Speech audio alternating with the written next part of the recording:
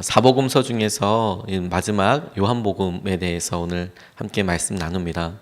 복음서는 예수님의 생애에 대해서 소개하고 있는 그런 말씀을 복음서라고 이름을 붙여서 마태, 마가, 누가, 요한복음이 있는데, 그 중에서 마태, 마가, 누가, 요한복음은 예수님의 이 땅에서의 사람으로서의 모습, 하나님이시지만 사람으로 오셔서 똑같이 고통당하시고 어려움 당하셨던 그런 모습을 중심으로 해서 예수님의 삶을 묘사하고 있다면, 그래서 그 똑같은 관점으로 보고 있다 해서 공간복음 이렇게 부르고 있다면, 요한복음은 하나님이신 예수님께서 이 땅에 오셔서 당신의 능력과 당신의 여러 신분과 성품들에 대해서 하나님으로 사람의 모습을 하나님이시지만 사람으로 살아가고 있는 관점이 인성과 사람됨에서가 아니라 하나님 되심과 신성에 대해서 강조해서 그렇게 설명하고 있습니다. 그래서 처음서부터 태초에 말씀이 계셨고 그 말씀이 육신을 입어서 이 땅에 오셨다. 그 육신을 입어서 이 땅에 오신 바로 그분이 예수님이시다. 이렇게 요한복음은 설명을 하고 있습니다. 주님께서 처음부터 계셨던 그 말씀이 우리가 만질 수 있고 들을 수 있고 볼 수 있는 모습으로 오신 것인데, 그렇게 시작된 예수님의 삶이 우리가 여간 볼 수 있는 여러 사람들과 아주 특별한 부분들이 요한에게는 있었다라고 이야기하고 계시는 것이죠.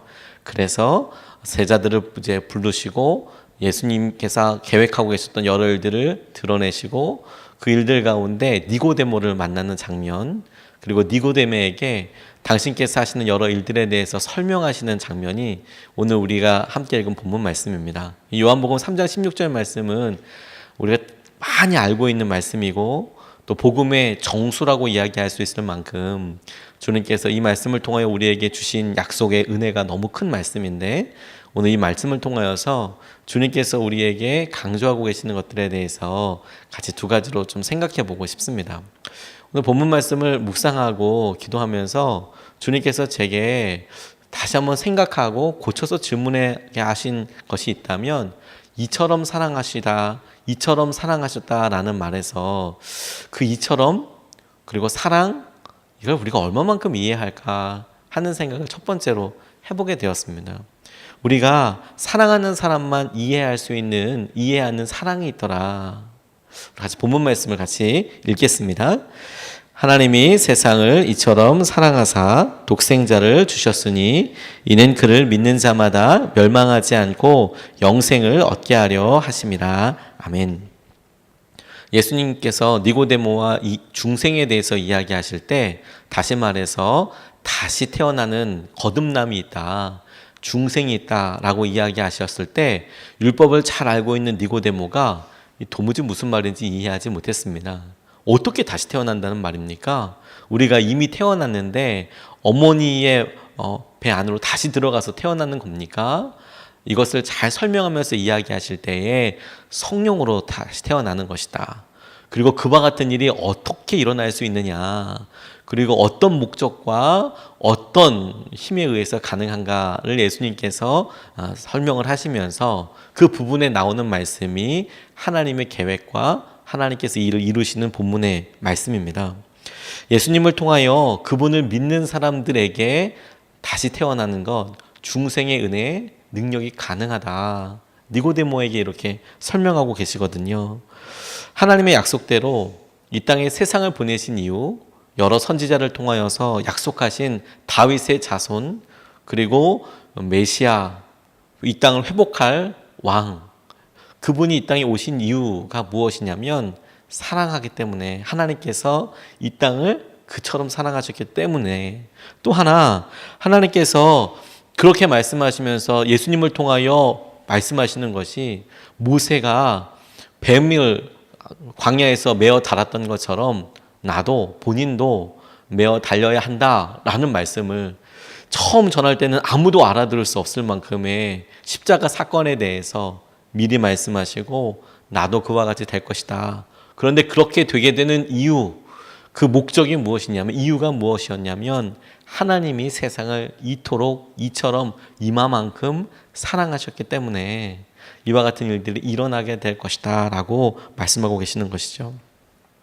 근데 여기서 정말 중요한 것은 하나님께서 세상을 이처럼 사랑하셨다라고 하실 때에 우리가 그 사랑을 얼마만큼 누리고 있는가 하는 것이죠. 그 사랑의 깊이와 마음은 오직 사랑을 해본 사람들이 그 사랑을 해보면서 느끼는 고통과 그리고 시간만큼 느끼게 되는 것 아닐까 하는 질문을 해보게 되었습니다.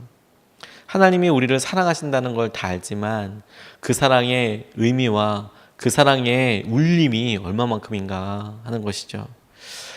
일본의 선교사님이 선교 동안에 우리 아이들을 정말 잘 섬겨 주셨어요. 그리고 아이들 입으로도 우리 선교사님들 너무 감사하다고 이렇게 많이 이야기했다라고 감사하는데, 아이들이 감사의 조건들로 이야기하는 것들이 뭐 일상에 있었던 사소한 일들, 이런 거, 뭐 좋은 것도 보여주시고 맛있는 것도 먹을 수 있도록 해주시고 이런 일들 이제 감사하는 거예요. 근데 함께 갔던 선생님들은 더 다른 감사가 있는 거죠. 어느 곳에 데려가기 위해서, 이걸 인솔하기 위해서 어떤 힘과 에너지와 주의가 이게 필요한지, 얼마만큼의 노력이 필요한지. 이게 아이들 입장에서 그냥 호로록 그냥 금방 끝나는 거지만, 그 호로록 금방 끝나는 5분 10분이 그 시간 예비하기 위해서 얼마나 많은 진짜 에너지가 투자돼야 되는지 애들은 안 해봤으니까 모르는 거죠. 안 해봤으니까.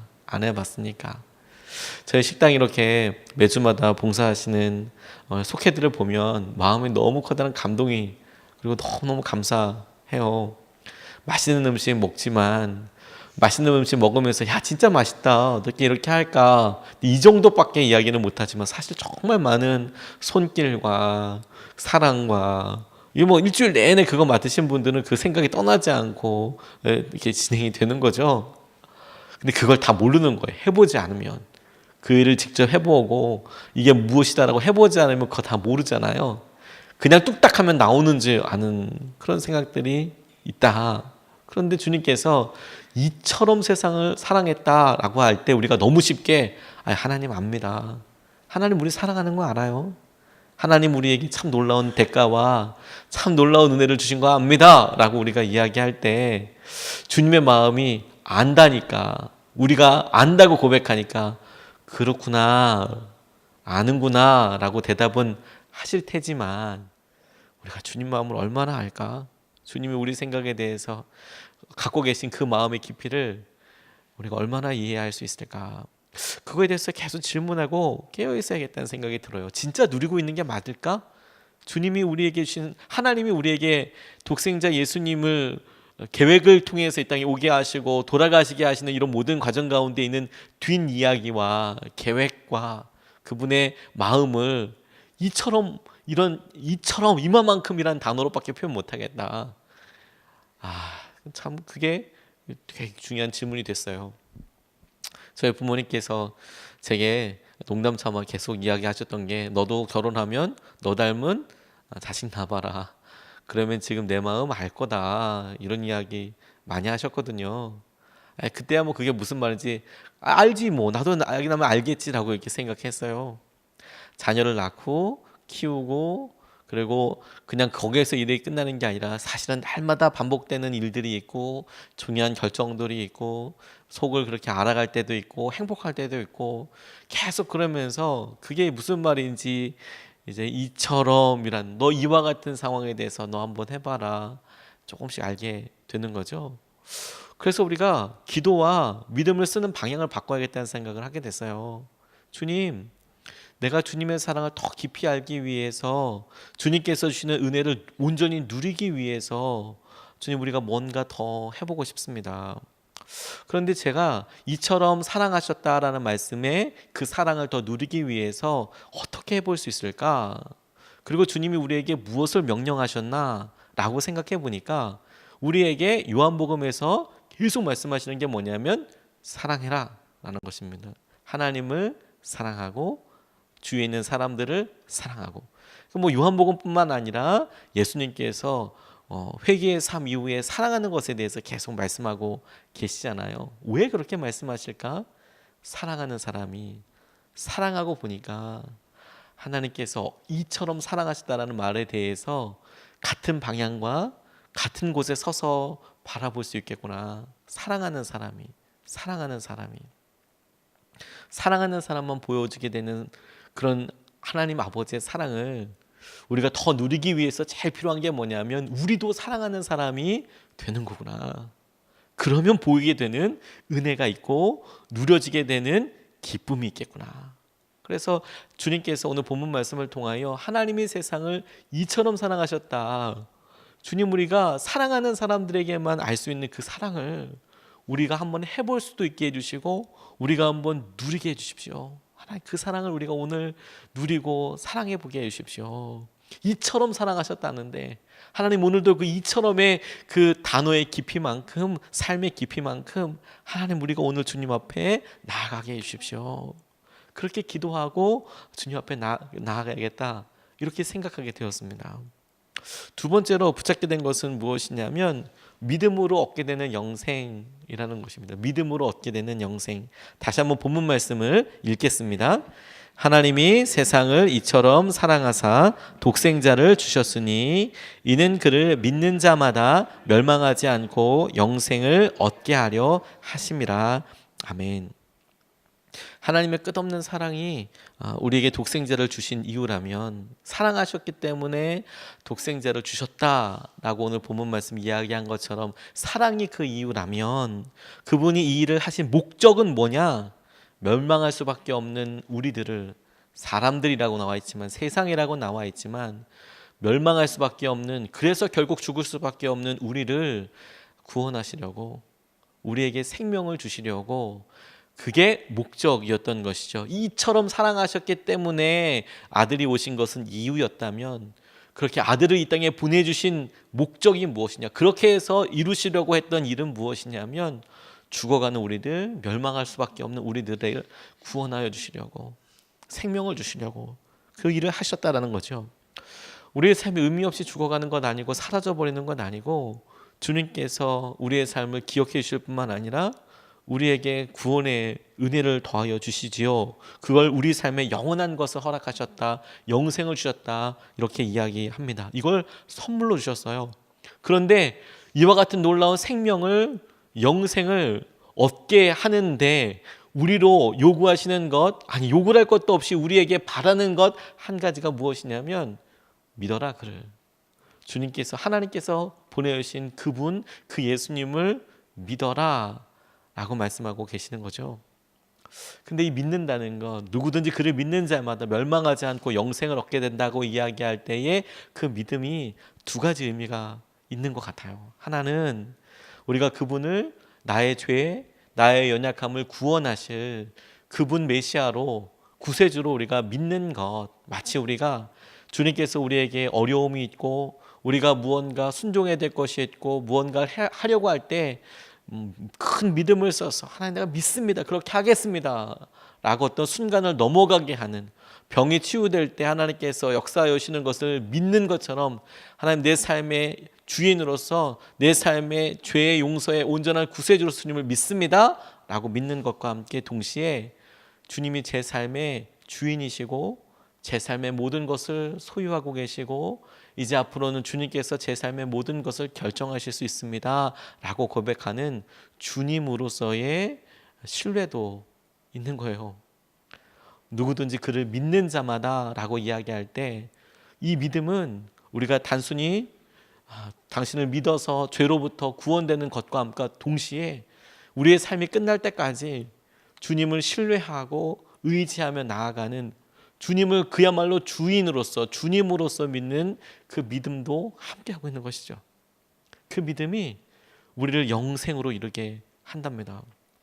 우리가 예수님을 믿고 바로 하늘나라에 갈 수 있다면, 그러면 어쩌면 정말 그게 행운일 수도 있겠어요. 예수님을 믿고 바로 하나님 나라에 들려갈 수 있다면, 그러면 그 사이에 믿음을 주님께 이렇게 바라보고 우리 마음속에 어떤 괴로움이나 믿음 때문에 있는 여러 어려움 없이 그냥 바로 하늘나라로 간다면 그게 어떤 의미에서는 행운일 수도 있겠지만, 그런데 삶의 깊이와 의미는 다를 수 있겠죠. 내가 주님을 주인으로서 알아가면서 사실 나는 날마다 죽을 수밖에 없어요. 왜냐하면 연약하기 때문에 하나님께서 이 일에 나에게 순종을 요구하실 때, 이 일에 내게 당신의 마음을 요구하실 때, 주님께서 그 일을 내게 고백받으실 때 정말 죽음 같은 걸 경험하게 되잖아요. 주인이 되실 때. 그게 믿는다라는 거예요. 주님이 우리를 구원하신다라는 구세주일 뿐만 아니라 주님이 그런 우리를 구원해 주실 수 있는 인격과 성품이 있으셔서 그 주님과 함께 동행한다. 그걸 내가 믿는다. 그게 영생으로 이르게 하는 것이죠. 아브라함 떠올리면서 말씀을 이렇게 마무리하면서 묵상하게 됐습니다. 아브라함이 어느 날 갑자기 꿈속에서 하나님께서 그에게 주신 아들을 바쳐라 라는 이야기를 듣게 됐습니다. 성경 말씀에 보면 참 놀라운 기적과도 같은 전환이 있는데, 저는 그날 그 아침에 아브라함에게 있었던 어떤 환기, 전환이라는 생각이 들어요. 그가 그런 꿈을 꾸고 다음날 아침 일찍 일어나 바로 짐 챙겨서 아들과 함께 떠났습니다. 하나님께서 말씀하신 대로 하나님께서 지시하신 모리아 산으로 가서 아들을 번제로 드리기 위해서 그 길을 출발했습니다. 그런데 뭐 여타저타 설명이 없이 그냥 아침에 일찍 일어나서 그가 길을 떠났다라고 이야기를 나와 있는 거예요. 이게 가능할까? 이런 생각이 퍼뜩 들고, 근데 그가 이렇게 떠나면서 중요한 대화들이 막 나오는 겁니다. 멀리서 모리아산 보이니까 하인들 같이 갔던 사람들, 여기 잠깐 있어라. 우리가 하나님께 예배하고 오겠다. 아들과 함께 아들에게 등짐을 지우고 불을 들고 올라가는데, 그 올라가는 과정 가운데서도 아들이 또 물어보는 거예요. 다 있는데 아버지, 하나님께 드릴 양은 어디 있습니까? 재물은 어디 있습니까? 아브라함이 하나님께서 직접 예비하실 거야. 하나님께서 예비하실 거란다. 그리고 올라갑니다.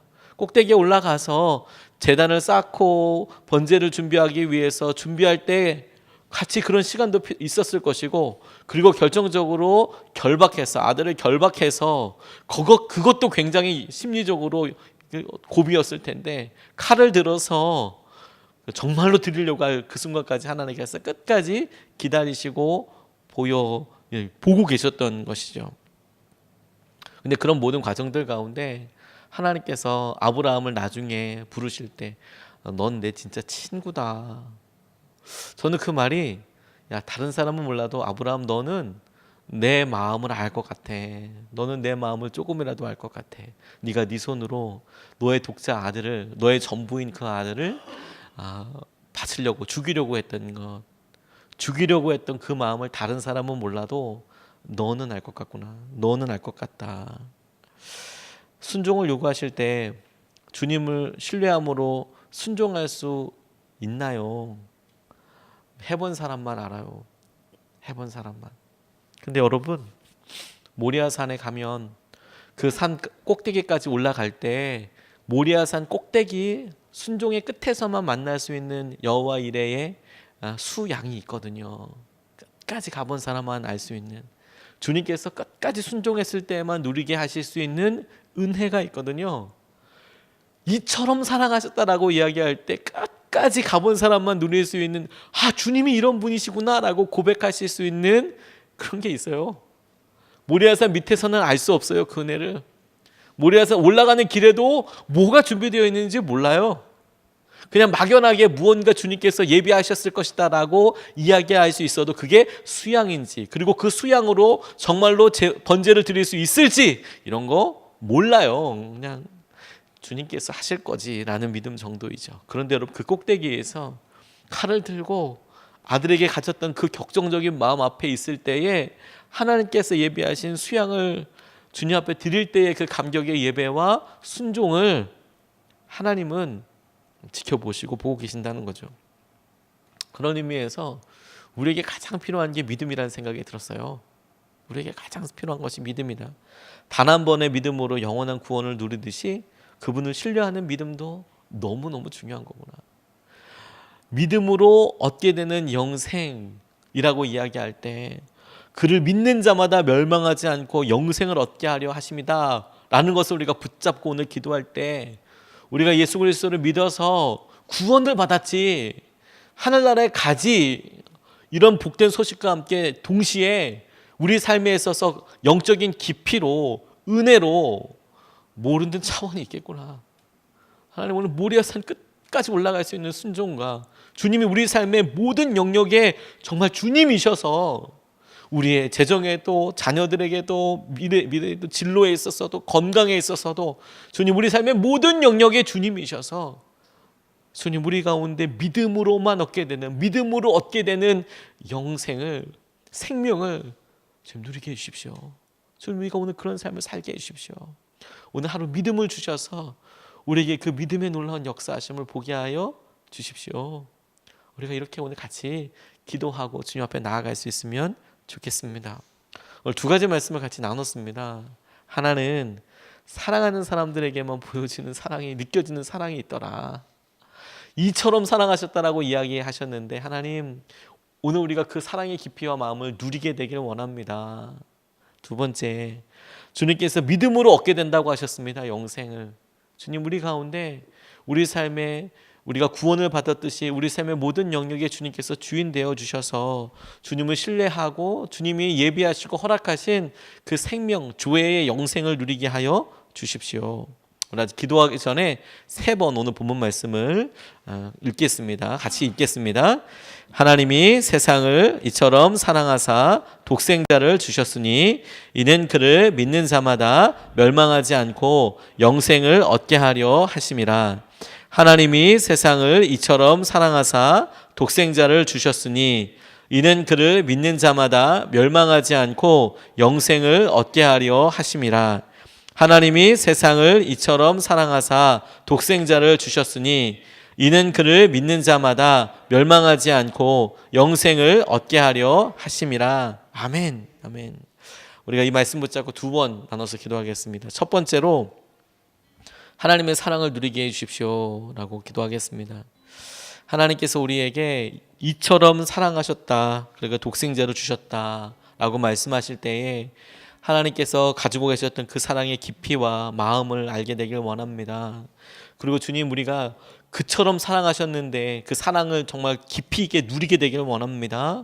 주님 이것을 위해서 우리가 주님을 사랑하게 하여 주십시오. 주님만 사랑하게 해 주십시오. 우리가 우리만 사랑하셨던 하나님의 그 사랑처럼 우리도 하나님만 사랑하게 하여 주셔서 그 놀라운 사랑과 깊이를 우리도 알아가게 되는 하루가 되게 하여 주십시오. 우리가 첫 번째로 같이 사랑의 은혜와 역사하심을 달라고 기도하겠습니다. 아버지